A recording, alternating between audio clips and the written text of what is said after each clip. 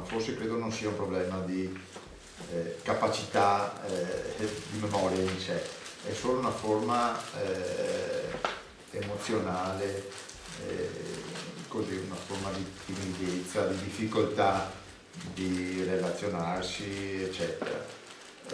Ho avuto qualche spunto effettivamente, come ti dicevo anche l'altra volta, di applicare delle metodologie, o meglio, dei modi di pensare che in questo mi ha molto aiutato e penso mi aiuterà ancora nel futuro, per cui ho cambiato completamente l'obiettivo della partecipazione al corso, anche se obiettivamente tutti i corsi degli artigiani io ci sono, perché sono del parere che c'è sempre qualcosa da imparare comunque. Certo, sì.